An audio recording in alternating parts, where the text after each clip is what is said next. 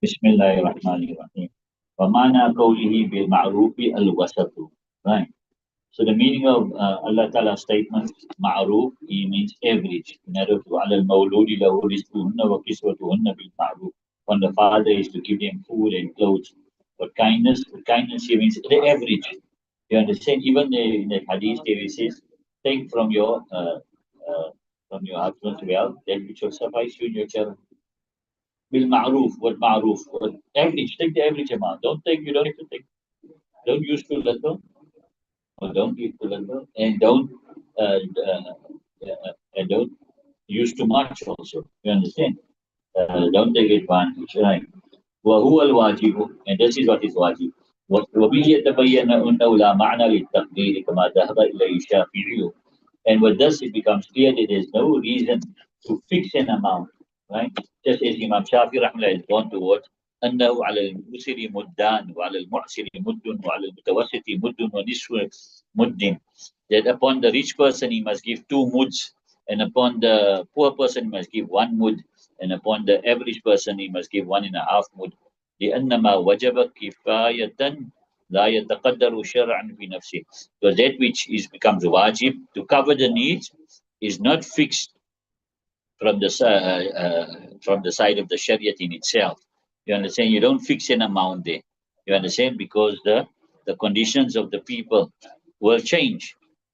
Young people, old people, times if will change. You understand? So you must give the average as needed.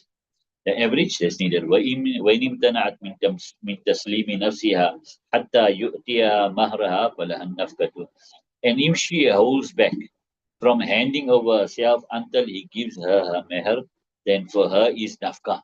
In other words, a man got married to the woman, and he is not giving her a meher, then she can keep herself back from him. She can just allow jima. You understand? Until he gives her meher. But when she keeps herself back from him, she don't allow him, she's still going to get nafka. لأنه منع بحق, because this is a holding back with the right. فكان فوا فوات الاحتباس بمعنى من قبله. So the loss of keeping her back is because of a factor from his side.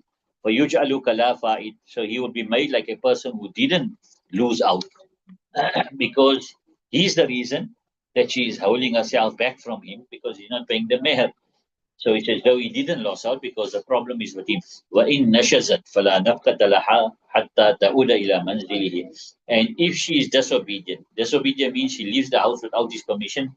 She maybe goes with her friends, or she goes to her parents' house without his permission, right? Then there's no nafka for her until she returns to his house. لأن فوت الاحتباس منها, because the loss of keeping her back is from her side. وإذا عادت جاء الاحتباس, and when she returns, then this ihtibas comes again. فتجب النفقة, so the nafka will be wajib. بخلاف ما إذا امتنعت من التمكين في بيت الزوج لأن الاحتباس قائم والزوج يقدر على الوتي كرها. Contrary to when she holds back, allowing the husband in the house of the husband. You understand? The previous was mean she didn't allow because she went out because not paying nafka, meher. But here now there's a different case.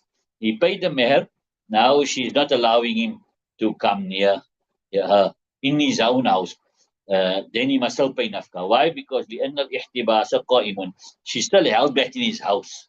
The ihtibas is still existing, and the husband is able to make wati by force.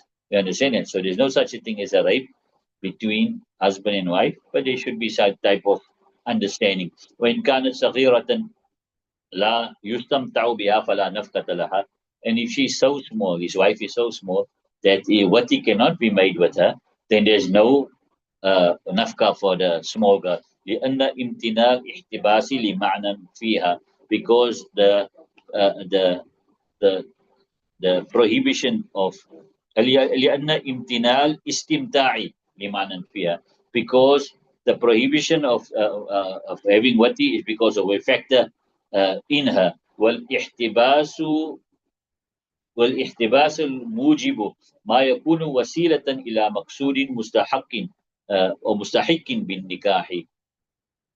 And the ihtibas which necessitates nafka is that which is a medium or a means to the objective which is deserving via nikah, which is wati. You understand it? So the extra reason she's staying at home, she's sitting at home for you is because so that you can make wati. And it's no use if she's sitting at home and you can't make wati with her. So in this case, in the small guy's case, this is not found. Walam yujad in this case, right? فلا بخلاف المريضة على ما نبين.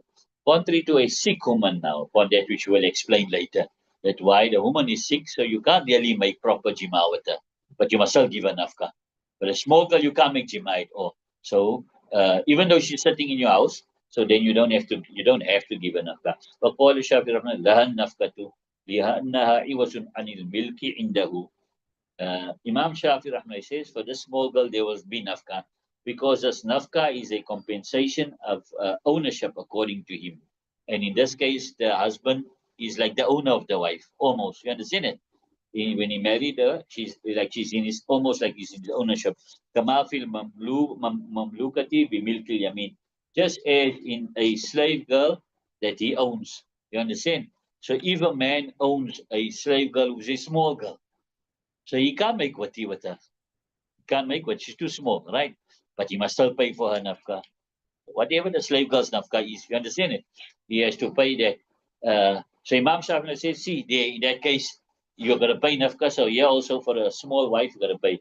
Walana andal mehra iwazun anil milki, right? Uh, our dalil is that the meher is a compensation on behalf of the ownership and not nafaka. You understand? So the meher is what is compensation on behalf of the ownership. ولا يجتمع العوضات عن معوز واحد. And you can many compensations cannot gather on behalf of one thing that it's compensated for. So you can't say no. Now the meher is also the compensation, and the nafka is also the compensation on behalf of milk. We say there's one compensation on behalf of milk, which is meher. So you can't put nafka also there.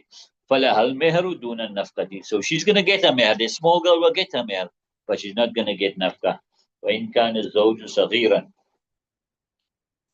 And if the husband is a small boy, لا يقدر على الوتي, he's not able to make wati, وهي كبيرة, and she's a big woman, فلها النفقة من ماله, then for her is nafka from his wealth, لأن التسليم تحقق منها, and because handing over was realized from her. She handed herself over. She's able to make wati. You can make wati with her.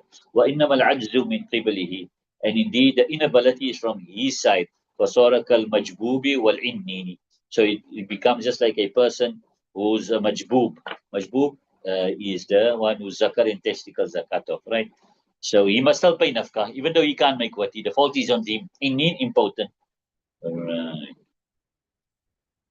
وإذا حبست المرأة في دين فلا نفقة لها. When a woman has been imprisoned because she owes people money, debts, right? Then there's no nafqa for her.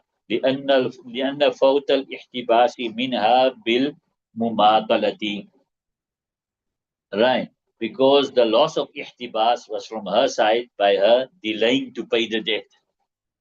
So she didn't pay her debt, so they put her in prison. So now he can't make wati with her. She's in prison. Then he doesn't have to pay nafkah, right?